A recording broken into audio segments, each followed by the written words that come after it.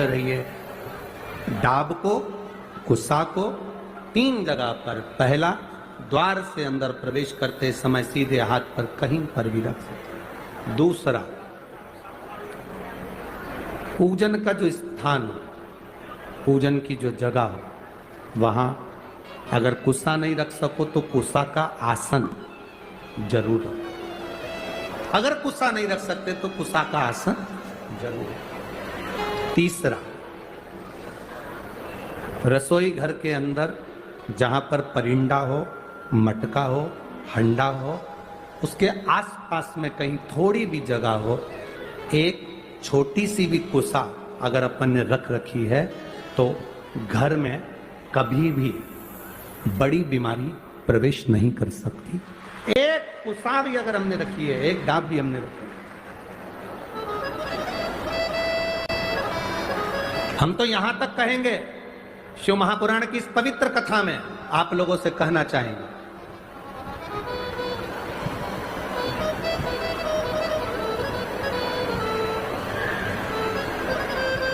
कभी कभी इस पवित्र कथा में अगर आप लोग स्मरण करेंगे तो कभी जिंदगी में आप कोई बड़ी जांच कराने के लिए जा रहे हो कि डॉक्टर ने बोला है कि इनको ये बीमारी हो रही है, इनको ये रोग हो रहा है, इनको ये तकलीफ, आप डॉक्टर को दिखाओ, जांच कराओ, डॉक्टर दवाई दे, उसको खाओ। डॉक्टर भी शंकर का एक रूप है। जैसे शिव महामृत्युंजय है तो जगत के जितने डॉक्टर हैं ये भी महामृत्युंजय का एक प्रतिबिंब स्वरूप है। आप इनको दिखाओ, डॉक्टर भी शंकर का एक स्वरूप है। ऐसा नहीं कि तुम डॉक्टर को नहीं मानोगे, डॉक्टर शिव का एक तत्व स्वरूप माना, महामृत्युंजय माना, आप दिखाओ।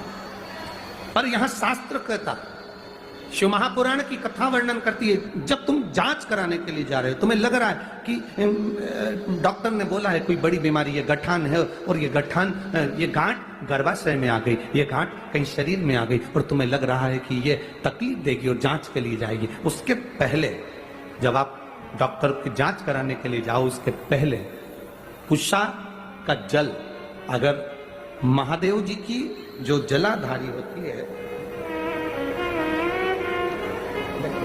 इसमें महादेव जी बने, दिख रहा है सबको? सबको नजर आ रहा है? टीवी के माध्यम से भी आप लोग देखते रहना, ठीक है? ये जो महादेव जी का शिवलिंग है, ये जो जलाधारी है, ये जलाधारी पार्वती जी का स्थान, इसके बीच में एक लाइन है, वो अशोक सुंदरी का स्थान, राइट में गणेश जी, कार्तिकेय जी। शिवलिंग के ऊपर जो जलाधारी रहती है जिसमें से बूंद बूंद पानी टपकता है, ये शंकर भगवान की 5 लड़कियां, जया, विषहरा, शामलीवारी, दौतली, देव, शिव जी की 5 बेटी। जब तुम्हें लग रहा है कि कोई बड़ी बीमारी हमारे शरीर में प्रवेश कर रही है और डॉक्टर कह रहे हैं कि इसकी जांच होगी, उसके पहले कुशा का जल, डाब का जल, ये अशोक सुंदरी का स्थान जहां पर है और शिवलिंग का जहां स्थान है, इसके बीच में जो जगह खाली पड़ी रहती है, इस स्थान पर अगर हम कुशा का जल, डाब का जल चढ़ा देते हैं और उस जल को उस स्थान पर जहां तुम्हें लग रहा है कि इसकी जांच होने जा रही है, उस स्थान को लगाकर जांच के लिए जाते हैं, कभी जिंदगी में बड़ा रोग प्रवेश कर ही नहीं सकता। कुशा का जो जल होता है, डाब का जो जल होता है, ये साधारण जल नहीं होता महाराज जी, इसको साधारण नहीं, कुशा के जल को साधारण नहीं कहा। आजकल तो कपड़े के आसन आ गए। मेरी बुजुर्ग माता यहाँ पर बैठी हैं, बुजुर्ग अगर कोई बैठे होंगे तो उनको मालूम होगा, आजकल तो कपड़े के आसन आ गए। पहले ब्राह्मण को जो आसन दान दिया जाता था वो कुशा का दिया जाता था। बोलो री माताओं, सही है कि गलत है? पहले 3 चीजें बड़ी विशेष होती थी। ब्राह्मण को दान करने के लिए कुशा का आसन होता था। सौभाग्यवती नारी को सुहाग का सामान जो दान दिया जाता था वो बांस की टोकरी में दिया जाता था, जिसको सुहाग पिटारी कहते थे। अब आप क्या क्या कहते हैं हमें नहीं मालूम, पर हमारे उधर तो सुहाग पिटारी कहते थे। पिटारी का मतलब होता है उसमें बांस की डलिया, ब्लाउज के पीस रख दिया, कुंकू रख दिया, हल्दी रख दी, मेहंदी रख दी, चूड़ी रख दी, जो तुमने रखा वो बांस की पिटारी में रख। बांस की पिटारी में क्यों रखते थे? हमारे यहां बांस की पिटारी की महत्वता क्या है? हमारे सनातन हिंदू धर्म में बहुत सी चीजें हैं जिसकी बड़ी महत्वता है महाराज। जैसे शादी के मंडप में बांस लगाना, वंशकार समाज के जो भाई होते हैं जो बांस का काम करते हैं, लोग भले कुछ भी कहें कि ये वंशकार है, ना ना ना,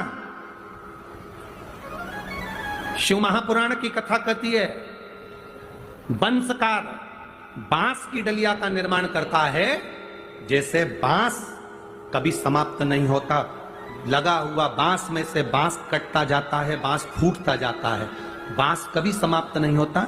जिसमें से पैदा हुआ फिर होगा, उसको काट लो फिर होगा। उसी तरह वंशकार समाज जो बांस की डलिया का निर्माण करती है, वो वंशकार समाज बांस की डलिया इस भाव से बनाती है कि जिसके यहाँ शादी में जाए, सुहाग पिटारी में जाए, उसका सुहाग खूब बाबा कृपा बना कर रखे, उसका वंश खूब बढ़े।